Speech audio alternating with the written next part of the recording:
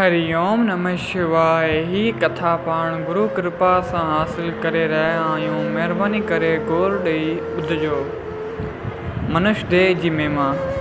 जॾहिं प्रभु श्री रामचंद्र जिन लंका खे फतह करे अयोध्या मोटी आया त पोइ अयोध्या वासियुनि खे महाराज श्री राम कोठाए उन्हनि खे उपदेश ॾिनो जो मनुष्य जाति लाइ हितकारी आहे, फ़ाइदेमंद आहे।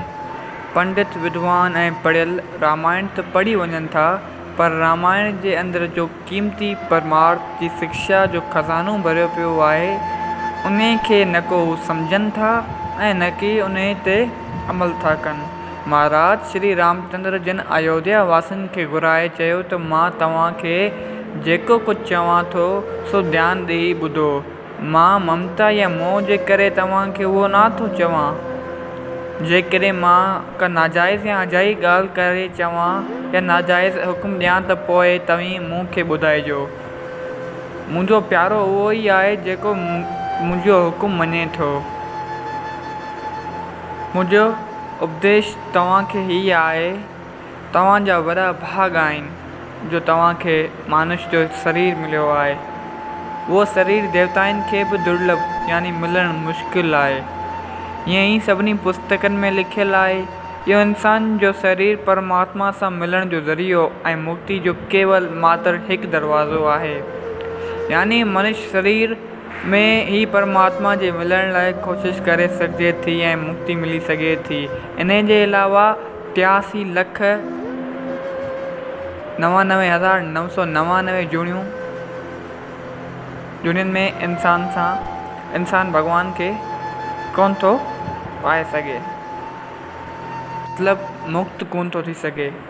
देवी देवताउनि खे मुक्ति न थी मिली सघे ऐं जेको माण्हू मनुष्य शरीर खे पाए पंहिंजी आख़िरत यानी परलोक न थो सवारे सो मूर्ख आहे। उहो परलोक में वञी दुख थो पाए ऐं रोए पिटे पछताए थो। उन ई में ॾोह त संदसि आहे, पर उहो इहो सभु ॾोह काल यानी वक़्तु कर्म ईश्वर खे थो ॾे। यानी ही इंसान जो शरीर जो किन श्रेष्ठ कर्मनि जे फल करे मिलियो आहे सो वैश्य विकारनि जे भोगण लाइ न आहे। हिन मनुष्य जनम जो मक़सदु स्वर्ग जी प्राप्ति कान आहे, छो त स्वर्ग निश्वान ऐं आख़िर में दुख ॾियण वारो आहे। जेके माण्हू इंसान जे जनम में ख़राब भोगनि यानी ख़राब बुरनि ऐश अशारतनि जी ॻाल्हियुनि में दिलि लॻाइनि था, उहे खोटी क़िस्मत वारा आहिनि ऐं अमृत खे फिटो करे ज़हर पीअनि था। अहिड़नि माण्हुनि खे को बि अक़ुलमंद कोन चवंदो, छो त उहे हीरनि जुवारनि लालनि खे छॾे कोॾियुनि खे था वठनि, पथरनि खे था खणनि। उन्हनि जी अमर आत्मा 84 लख जूनियुनि में भटकंदी रहे थी ऐं उहे वरी काल कर्म ऐं आदतनि जे वस थी माया जे ॼार में था फासनि। परम पिता परमात्मा जेको सदाईं सभ जो भलो पियो करे सो वरी उन्हनि खे मनुष्य जनम ॾिए थो। तंहिं करे इंसान खे सम्झणु घुरिजे त हीउ मनुष्य शरीर हिकु ॿेड़ी वांगुरु भवसागर पार करण लाइ मिलियो आहे ऐं इहा मालिक जी दया जीवन खे हवा जो कमु ॾेई रही आहे। ॾिसंदा आहियूं पे जेके पुराणे ज़माने में जेकियूं ॿेड़ियूं हुयूं न, उहे हिकु कपिड़े जे करे हलंदियूं हुयूं। मतिलबु त जेको हिकिड़ो वॾो कपिड़ो माना कंहिं हद ताईं कंहिं हाइट ताईं ॿधी छॾींदा हुआ ऐं जॾहिं कपिड़े में हवा लॻंदी हुई न, उन प्रेशर सां हलंदी हुई। ऐं हिते इहो ई लिखियलु आहे, जेकी इंसान जी ॿेड़ी आहे न, उन खे जेकी हवा ॾेई रही आहे, जेकी हलाए रही आहे, उहा भॻवान जी दया आहे।